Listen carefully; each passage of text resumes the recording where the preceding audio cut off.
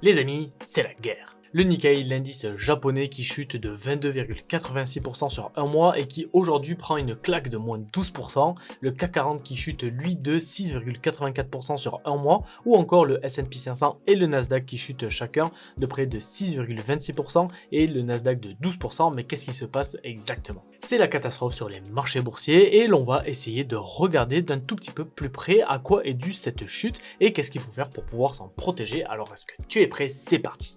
Alors aujourd'hui, j'ai de nombreuses personnes qui m'ont envoyé des petits messages sur les réseaux sociaux pour savoir quelles étaient les causes de cette chute en bourse. Donc aujourd'hui, on va faire une petite vidéo improvisée pour voir qu'est-ce qui s'est passé exactement pour que toutes les bourses s'affolent. Ce sera donc, tu l'as compris, une petite vidéo avec très peu de montage, mais tu verras que son contenu est vraiment très important parce que tu vas pouvoir comprendre un tout petit peu plus comment fonctionne l'économie mondiale et pourquoi et à quoi est due cette chute en bourse. Donc pour bien comprendre, on va aller faire un tour du côté des USA qui est en partie responsable de tout ce bordel. Alors déjà, la première raison de tout ce bordel, c'est que la Réserve fédérale américaine, donc la Fed, a maintenu ses taux directeurs inchangés alors que tout le marché pensait qu'ils allaient les baisser. Pour rappel, le but de la Fed, c'est tout simplement d'éviter qu'il y ait trop d'inflation ou trop de déflation et c'est de gérer plus ou moins l'économie américaine. Pour cela, elle va augmenter ou elle va réduire ses taux directeurs, ce qui a un impact direct sur l'économie parce que lorsque les taux sont bas, eh bien les sociétés vont s'endetter pour aller chercher plus de croissance et en développant leur société, ça amène donc plus de bénéfices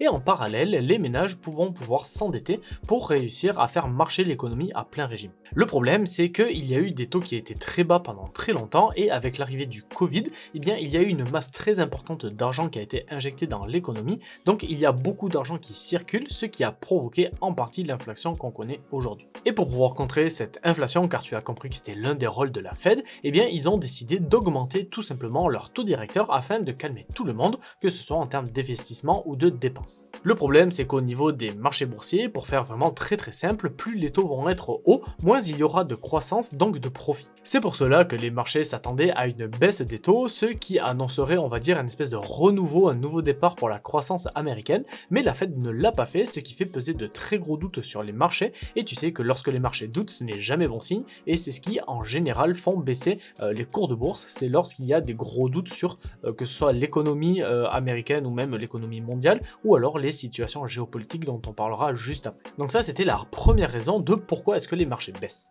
La seconde raison, c'est tout simplement au sujet du chômage au niveau des États-Unis. Toujours dans la même optique, normalement, si la croissance est bonne, eh bien, il y a du chômage qui est en baisse, tout simplement parce que les entreprises vont faire des bénéfices, donc vont recruter des personnes. Et malheureusement, le taux de chômage attendu était de 4,1% et le taux réel annoncé a été de 4,3%, ce qui a remis un petit coup de pied dans la fourmilière et fait paniquer un petit peu plus les investisseurs, car ce point remet une fois de plus en cause la capacité des États-Unis à avoir une bonne croissance. Et là, je te parle de la croissance, mais tu as compris qu'en bourse, eh bien, la croissance, c'était tout simplement le profit, donc de l'argent, et le but des investisseurs, ça va être de gagner le plus d'argent possible, donc d'espérer que l'économie se porte au mieux dans ce sens pour pouvoir y arriver. Donc tu as compris que si le chômage augmente, eh bien, il y a la croissance qui baisse. Si la croissance baisse, ça veut dire que les profits baissent et les bénéfices baissent, et tu as compris que si ces bénéfices baissent, eh bien, les investisseurs gagnent de moins en moins d'argent. Et c'est pour ça que de nombreux investisseurs se sont séparés de certaines sociétés, notamment dans le milieu de la tech, parce que c'est tout simplement le secteur le plus touché lorsqu'il y a ce genre de choses,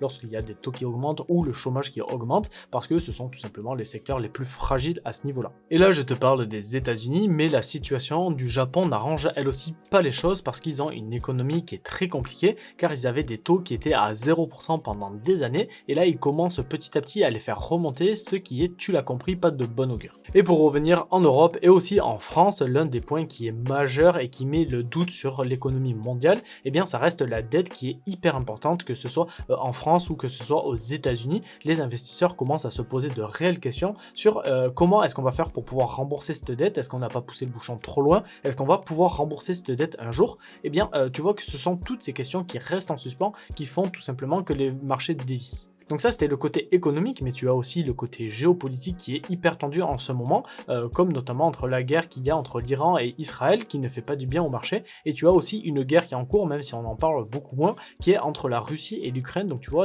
toutes ces tensions-là, eh bien, ça ne fait pas du bien au marché, et c'est pour tous ces points que eh bien, le marché commence légèrement à flancher et que les personnes paniquent, et on peut même le voir à l'indice VIX, qui grossièrement, c'est l'indice de la panique sur les marchés financiers. Eh bien, actuellement, il est quasiment au plus haut de 2020 lorsqu'il y avait de la panique du Covid. Après, pour finir cette vidéo quand même sur une bonne note, même si je pense qu'elle était très courte et que je n'ai pas poussé chaque sujet vraiment trop loin, parce qu'il y aurait tout simplement énormément de choses à dire sur chaque sujet. Et ce que je pourrais faire, c'est que je pourrais te faire une vidéo si tu veux sur tous les sujets afin d'être beaucoup plus précis et que tu comprennes bien de quoi il s'agit.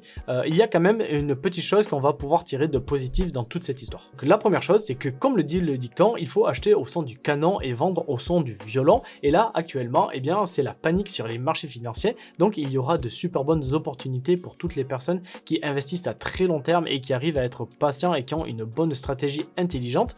Si jamais tu as du cash de côté, tu vas pouvoir l'investir dans cette période de doute et de panique. Donc ça, c'est notre premier point positif. Et le deuxième point, c'est que si tu regardes un tout petit peu les différents graphiques et que tu dézoomes, parce que c'est vraiment hyper important en bourse de dézoomer pour ne pas être la tête dans le guidon et ne regarder que ce qui se passe à l'instant T, à chaque instant, eh bien tu peux voir sur mon ordinateur que là actuellement les marchés, donc ils ont ouvert très bas, mais par exemple là on est sur le Nasdaq 100, eh bien il s'est quand même bien repris. Et ce que je veux te montrer, c'est que même si on est ici, tu vois que là on a tout simplement retrouvé les points de mai 2024, donc tu vois que c'était les points de cette année, ce qui veut dire que si tu avais investi au 1er janvier, alors attends, je vais juste le retrouver, tu vois, la bourse a quand même très bien évolué. Hop, on y est bientôt. Le premier, c'est ici. Oh ben, on n'était pas loin. Donc, tu vois que, hop là, si tu avais investi au 1er janvier, actuellement, tu serais toujours quand même avec une position dans le positif, pardon, de 7,17%. Donc, ça, c'est vraiment quelque chose qu'il faut se dire, c'est qu'il y a eu une chute. Effectivement, il y a les marchés qui ont dévissé. Donc, ça a perdu. Donc, là, par exemple, si on est sur le Nasdaq, entre le plus haut et aujourd'hui, ça a quand même perdu 12%. Mais ce qu'il faut se dire, c'est que malheureusement, on a été habitué à des marchés qui ne font que monter, à des marchés qui font quasiment du tout droit vers le haut, et là on est plus du tout habitué à ce genre de crash. On a eu d'autres crashs en 2020 qui se sont arrêtés vraiment très vite, et ce que je voulais te montrer, c'est juste ça. Tac. Alors tu vois que là, si hop, belle petite position acheteuse là au niveau du graphique. Mais ce que je voulais te montrer, c'est que voilà, regarde, entre 2021 et 2023, tu as le Nasdaq qui était vraiment très baissier. Donc c'était vraiment pas une bonne chose. Et tu vois que c'est quand même beaucoup plus gros et beaucoup plus important que ce que l'on est en train de vivre maintenant. C'est pour ça que je te dis qu'il faut que tu réussisses à rester patient et que tu ne te jettes pas sur toutes les opportunités. Si jamais tu veux rentrer sur le marché, fais-le en plusieurs fois. Si tu as, je te dis une bêtise, si tu as 5000 € à investir, peut-être qu'aujourd'hui tu peux mettre 1000 € et attendre un peu de voir ce que donnent les marchés. Peut-être qu'ils vont remonter directement, ou peut-être que on va arriver comme c'était pendant les années 2000. Hop, alors attends, bouge pas. Tac, on va y arriver. Voilà, juste ici. Hop, pendant les années 2000, tu vois que le Nasdaq, hop, a vraiment chuté très fort.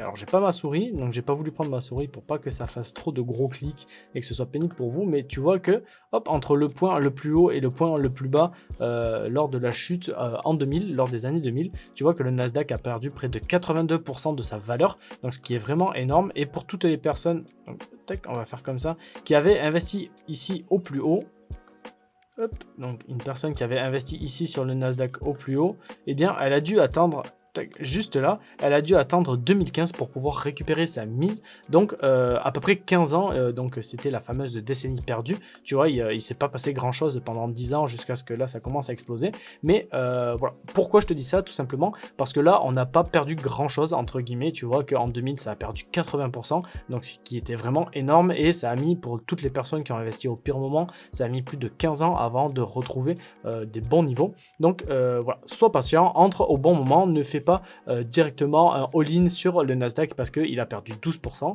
12%, c'est une belle perte quand même, tu vois, tu as quand même la possibilité de faire de bons coups, mais ne mets pas tout ton argent, rentre progressivement et fais-le intelligemment.